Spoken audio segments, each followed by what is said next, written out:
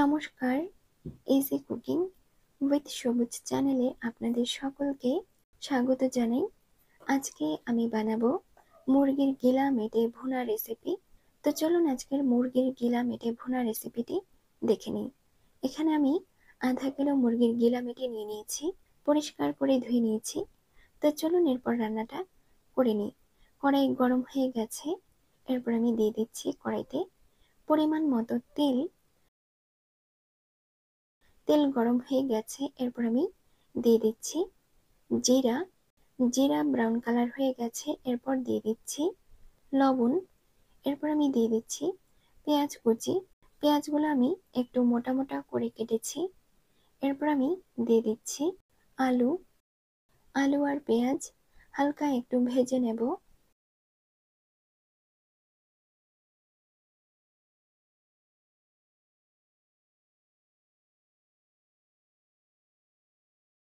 এরপর আমি দিয়ে দিচ্ছি চেরা কাঁচা লঙ্কা।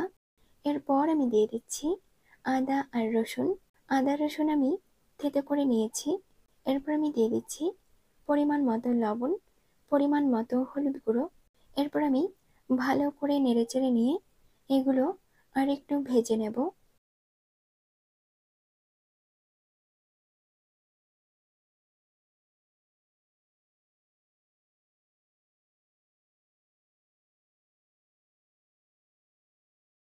কাঁচা লঙ্কা, পেঁয়াজ, আলু হালকা ভাজা হয়ে গেছে।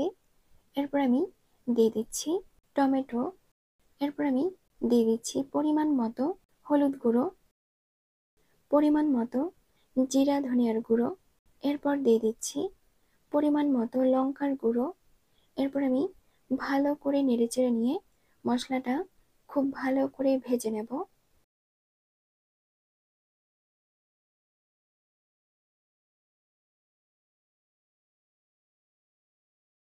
মুরগির গিলা মেটের আমি আরও রেসিপি দিয়েছি, আপনারা চাইলে আমার চ্যানেলে গিয়ে রেসিপিগুলো দেখতে পারেন। আশা করি আপনাদের ভালো লাগবে। আর মুরগির গিলা মেটে খেতে খুবই ভালো লাগে। আপনাদের কেমন লাগে কমেন্ট করবেন। এরপর আমি দিয়ে দিচ্ছি কয়েক কোয়া রসুন। এরপর আমি ভালো করে নেড়েচেড়ে নিয়ে এটা আরও কিছুক্ষণ ভেজে নেব। এভাবে রসুন দিলে খেতে অনেক ভালো লাগে।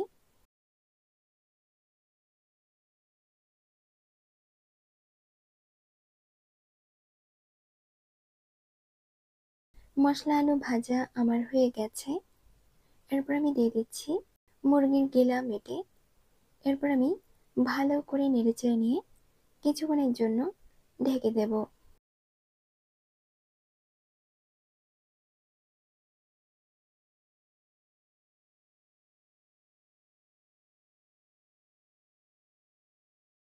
কিছুক্ষণ পর ফিরে এলাম, ঢাকনাটা আমি নামিয়ে নিচ্ছি।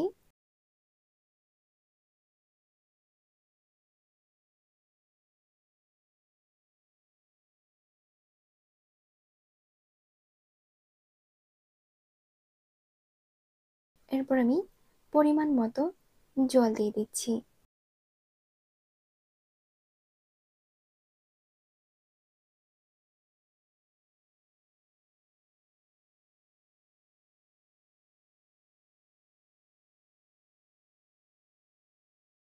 তরকারিটা একটু ভালো করে নেড়েচেড়ে নিচ্ছি।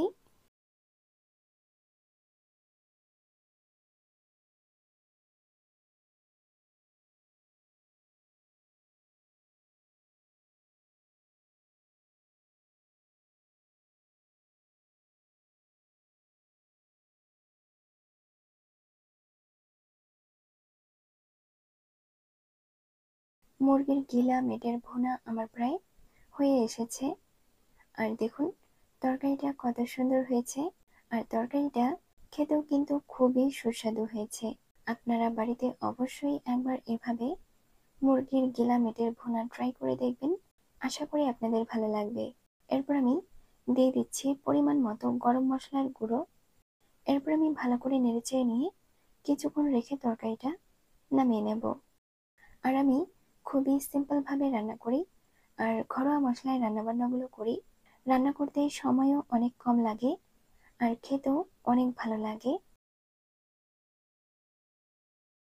আমার আজকের রেসিপিটি যদি আপনাদের ভালো লাগে তাহলে লাইক, কমেন্ট, শেয়ার করবেন এবং এমনই দৈনন্দিন রেসিপির ভিডিও পেতে আমার এই ছোট্ট চ্যানেলটিকে সাবস্ক্রাইব করে আমার পাশে থাকবেন।